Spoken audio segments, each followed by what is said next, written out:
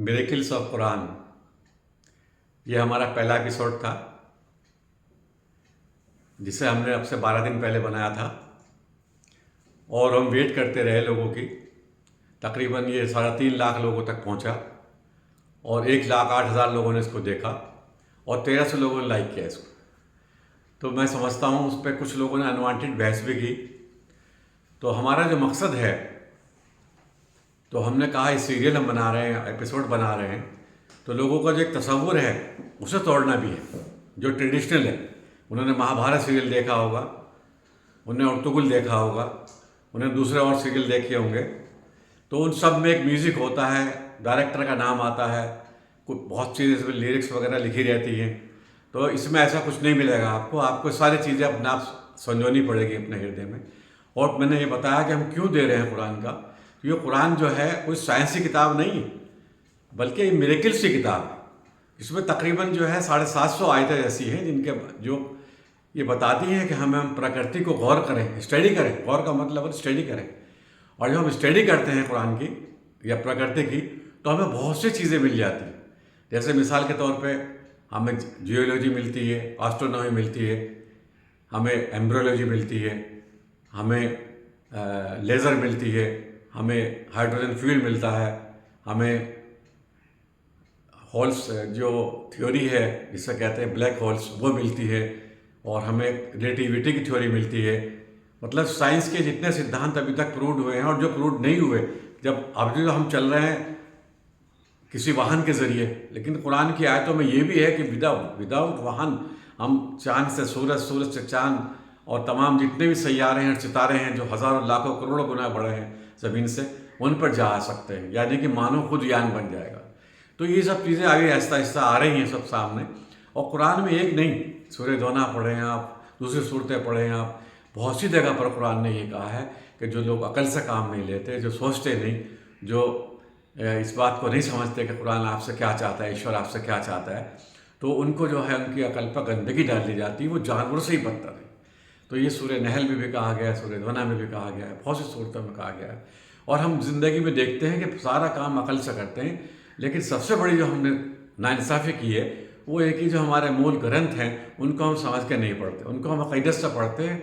ये सोचते हैं कुरान की ये आयत पढ़ लीजिए ये फ़ायदा होगा, ये पढ़ लीजिए ये फ़ायदा होगा। तो यही हमें मौलवियों ने सिखाया भी है। किसी ने कुरान को पॉलिटिक्स की किताब बना दिया है, किसी ने एम्पावरमेंट की किताब बना दिया है, किसी ने पैसा कमाने की किताब बना दिया है। तो ये सारी चीज़ें नहीं हैं। कुरान जो एक सलीका, एक गाइडेंस, एक गाइडलाइंस है। तो ये हमें सोचना होगा। हम अब जो शुरू करना चाह रहे हैं उसमें आपको अपना ब्रेन, अपनी आँखें, अपनी समात, अपने यानी कान, इन सबको सजग रखना होगा। और कुरान के बहुत सारे मिरेकल्स हैं जो आज मैंने जिक्र किए, बाद में ही बताऊँगा। मिरेकल्स का मतलब रहस्य हैं, वो रहस्य हैं जो ईश्वर ने दिए हैं, जिन्हें आपको समझना है। और समझने के बाद ही, देखिए पहले से दुनिया चली आ रही है, लेकिन इतनी तरक्की कभी नहीं हुई। कुरान के आने के बाद ही ये सब तरक्की क्यों पॉसिबल हुई है? क्योंकि पहले लोग प्रकृति की पूजा करते थे। अब कुरान के आने के बाद में बताया नहीं, प्रकृति जिसने बनाई है ईश्वर, उस एक ईश्वर को हमें पूजना है। तो मैं एक मिसाल दे रहा हूँ, आप देखिए 39 सूरत पढ़ें आप, तो उसमें आया है कि हमने जो, जैसे मैं एम्ब्रियोलॉजी शुरू कर रहा हूँ, तो डॉक्टर मूर ने जो अमेरिका से सऊदी आए और फिर उसके बाद में उन्होंने पूरी रिसर्च की, तो देखा कि 18वें हफ्ते में जो है बच्चे की समात यानी कान बन जाते हैं, और उसके बाद में 24वें हफ्ते में उसकी आंखें बन जाती हैं, और ये माँ के पेट में 3 पर्दों में रहता है। तो ये पता नहीं था पहले, जब ये हमारा कहना चाहिए सिस्टम नहीं था, जिसे हम आज अल्ट्रासाउंड कहते हैं। अल्ट्रासाउंड आने के बाद ये मालूम हुआ कि 3 पर्दे होते हैं। एक तो होता है जो सबसे ऊपर होता है, माँ का पेट होता है। नंबर 2 होता है यूट्रस होता है, इसका ही मालूम था, थोड़ा आइडिया था लोगों को, दाइयों ने बताया था ये एक पर्दा है। और उसके बाद में एक एमनियोटिक फ्लूइड होता है जिसके अंदर भरा हुआ, एमनियोटिक मेम्ब्रेन कहते हैं। वो एमनियोटिक मेम्ब्रेन भी होती है जिसके अंदर बच्चा सारी पलता रहता है पूरे 9 महीने तक, और उस पर एक टेम्परेचर मेंटेन रखता है एमनियोटिक फ्लूइड, तो वो उस मेम्ब्रेन के अंदर रहता है। तो 3 पर्दे चाक करने के बाद में बच्चा, जो आप कुरान की आयत पढ़ेंगे सूरह नहल, उसकी जो आप आयत पढ़ेंगे तो उसमें देखेंगे 78 में, तो उसमें बताया गया है कि बच्चा इन 3 पर्दों से जब ईश्वर बाहर निकालता है तो वो कुछ भी नहीं जानता, और वो उसका आहिस्ता आहिस्ता आहिस्ता आहिस्ता उसकी जो ये इंद्रियां हैं ये काम करने लगती हैं, और ये इंद्रिय जो हैं ऐसा ऐसा उसको ऊपर ले जाती हैं और ऐसा उसमें ज्ञान भरने लगता है, ताकि वो आभार प्रकट करे, ताकि वो शुक्र अदा करे, वो समझे कि मैं कुछ भी नहीं था, मैं एक स्पर्म था अपने बाप की समझ ले शरीर में, मैं अपनी माँ के एक ओवम था, एक हेल्दी ओवम था मैं, और मैं इस दुनिया में दोनों के मेल मिलाप से आ गया हूँ। और उन दोनों को दुनिया कितनी मिलाती रहे, वो जब तक ईश्वर उसमें जान नहीं डालता। और देखिए ये जो मैं आपको इन्फॉर्मेशन दे रहा हूँ, डॉक्टर मूर ने दी मुझे भी, तो मैं भी नहीं जानता था, लेकिन इस तरह की बहुत सारी इन्फॉर्मेशन है जो हमें रिसर्च करनी होगी। और उसको जैसे मैंने पहले मॉरिस बुकाई की बताई थी, डेटिंग की बताई, फॉसिल्स की बताई, तो ये सब चीज़ें कुरान से ही ली उन्होंने। और उसके बाद में उन्होंने देखा कि जो रेमेसिस सेकंड है वो वही रेमेसिस सेकंड है जो मूसा अलैहिस्सलाम के ज़माने में, मूसा अलैहिस्सलाम के ज़माने में था वहाँ का किंग। और भी बीमारी, जैसे आज कोविड-19 आया एक वायरस से, तो पहले वायरस से चेचक भी आई, तो रेमेसिस 5 जो है उसको चेचक से डेथ हुई थी। तो आज साइंस ने हमें बताया। तो अगर हम कुरान के साथ इंसाफ नहीं कर सकते तो कम से कम उसको ये ना समझें कि ये किताब जो है मुस्लिम्स के लिए है, ये किताब किसी पर्टिकुलर सेक्शन के लिए है, ऐसा नहीं है।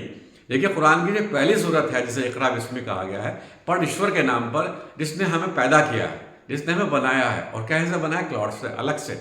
और कुरान में जो बताया है पहली आयत, जबकि जब कुरान नहीं नाजिल हुआ था, मोहम्मद सल्लल्लाहु अलैहि वसल्लम के बारे में ये भी नहीं बताया गया था कि नबी हैं, तो उस वक्त ये आयत आई तो साहबा ने सुनी। तो इससे जाहिर हो रहा है कि हुदल्लिल नास है यह कुरान, ना कि हुदल्लिल मुस्लिमीन। तो इसका जो तर्जुमा किया गया है वो हुदल्लिल मुस्लिमीन कर करके गया है, वो एक्सप्लेनेशन लोगों ने किया है। तो तमाम मौलवी जो है उन्होंने अरब लैंड का जिक्र इसमें किया है, बल्कि हमें पूरी दुनिया की जो तहजीब है, जैसे भारत की तहजीब है, क्योंकि भारत पूरा विश्व है, पूरा विश्व भारत है। भारत से ही जो जिसे कहते हैं ना गज़वा हिंद, वो यहीं से होना है। तो भारत से गज़वा हिंद होना है तो हमें कुरान की नॉलेज एक्यूरेट होनी चाहिए, साइंटिफिक होनी चाहिए। और ईश्वर ने इस ज़माने को बदला है कुरान के ज़रिए। जब कुरान आया तो मॉडर्न एज में हम देख रहे हैं कि कम्युनिकेशन के बहुत सारी चीज़ें आ गए। तो आज जो कम्युनिकेशन की चीज़ आए तो हम इसे सिर्फ ये ना समझें कि हम तिलावत करें, बड़े खूबसूरत आवाज़ में इसको गाएं, बल्कि इसको समझें। और जब समझेंगे तो कितना आसान हो गया जीवन। आज हमारे यहाँ AC हो गया, एरोप्लेन हो गए, आप देखिए आप बहुत सी चीज़ें आ गई हैं। तो बहुत से लोग सोचते हैं उसकी किताब है, क्या हुकूमत करने की किताब है? नहीं है, इसमें अहकामात नहीं है इस तरह के। वो इंडिविजुअल के लिए अहकामात हैं, इंडिविजुअल के लिए बातें हो सकती हैं। तो कुरान जो है उसमें कहा इदखाल कलमा हो जाएगा हर घर में, वो आज हो चुका है।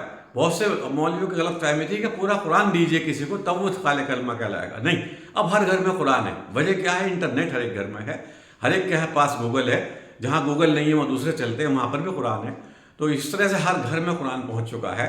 तो मेरा मतलब कहने का ये है कि कुरान को अगर आप पढ़ें, जो सूरतें मैंने आज बताई हैं, ख़ासतौर से एम्ब्रोलॉजी की डॉक्टर मूर का मैंने जिक्र किया है, और उससे पहले मैंने औरों का भी किया था, या मैं आगे और को करूँगा, जो बहुत ही गहरी गहरी बातें हैं जो जिनके बारे में साइंस भी अभी नहीं जानती, जैसे ब्लैक होल्स है, तो इस तरह, या ग्रे मैटर जिन्हें कहते हैं। तो उन सब का जिक्र आहिस्ता आहिस्ता आएगा। मेरा कहना ये है कि कुरान को जो किताब आप समझें, वो उसके साथ नाइंसाफ़ी ना करें। उसके साथ बहुत बड़ी नाइंसाफ़ी हुई है, इसको समझ के नहीं पढ़ा गया। इसको बरकत की किताब समझ के किसी की मौत पे, किसी के उद्घाटन पर, किसी की शादी पर, अक्सर लड़कियों की शादी होती है, निकाह होता है, उसको कुरान के नीचे से गुजारा जाता है।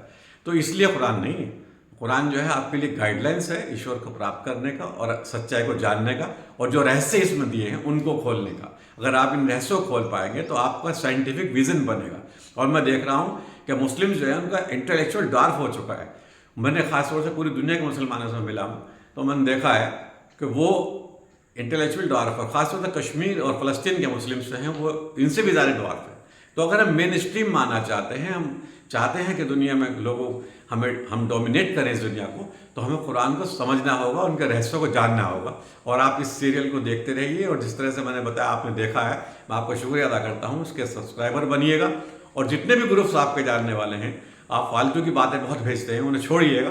कुरान का ये जो सीरियल हम बना रहे हैं खासतौर से, इसको आप भेजिए। आप देखेंगे आपको न सिर्फ आत्मिक शांति मिलेगी, बल्कि कुरान हर आत्मा को शांति देने वाला एक ऐसा ग्रंथ है, ये आपके सामने, आपके हृदय में खुद ब खुद प्रूव होने लगेगा।